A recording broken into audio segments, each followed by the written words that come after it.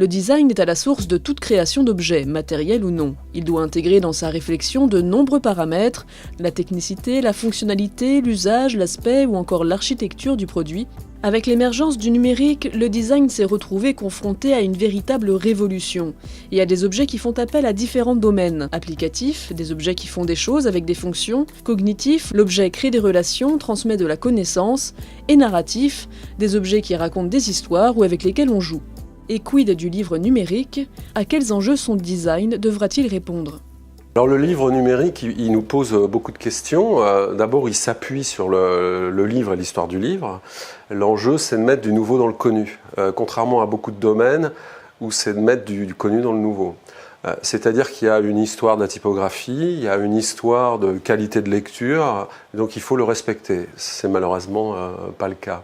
Mais au-delà de ça, le design peut aller un petit peu plus loin, c'est-à-dire réfléchir à, on va dire, l'éditorialisation générale de ce livre numérique, de sa diffusion, puisque la diffusion, quelque part, la bibliothèque et le libraire sont un peu confondus. Donc on peut avoir une approche beaucoup plus large, beaucoup plus globale de l'objet dans la main d'un lecteur jusqu'à son système de production et de diffusion. Et c'est là que ça devient intéressant pour inventer des espaces qualitatifs, des espaces où on a une relation avec quelqu'un qui nous conseille des livres nouveaux par le biais du numérique. Donc on a des grands distributeurs qui essayent d'être des libraires.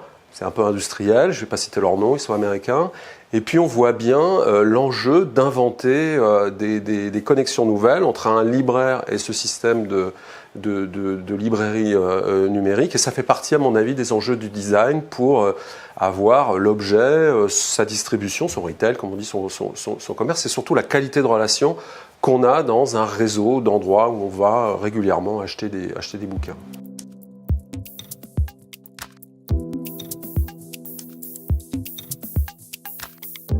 Oui et non. Oui, dans le sens où les gens du métier du livre, des arts graphiques, de l'imprimerie se sont reconvertis.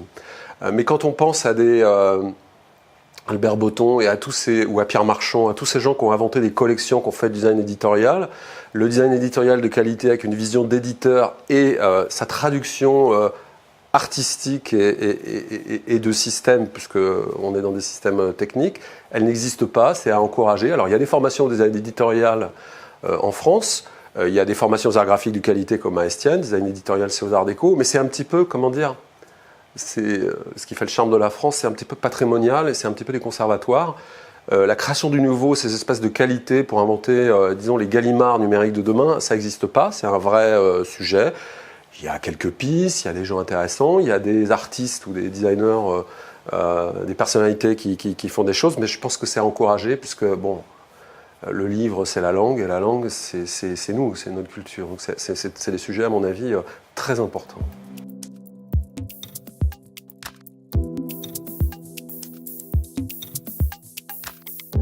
J'ai envie de dire encore une fois oui et non.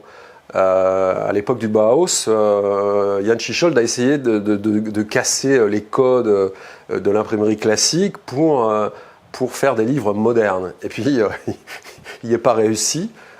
Et il a finalement fait un traité de bonnes pratiques d'un ouvrage imprimé. Ce qui veut dire qu'il y a des choses qui marchent, il y a des choses qui ne marchent pas, et il y a des traditions qui ont été polies par des usages, des pratiques, des cultures. L'Italie et la France sont tellement proches qu'on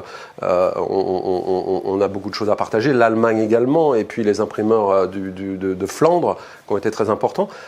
Ça, on doit le voir dans le livre numérique, mais on doit aussi prendre en compte ces qualités spécifiques qui sont la capacité à créer des relations réelles et non pas éthérées par l'interaction, la relation, le contact, le contexte, en restant, en faisant confiance à la perception du cerveau. Souvent, quand on fait de l'informatique, on a tendance à rajouter plein de choses parce qu'on peut le faire.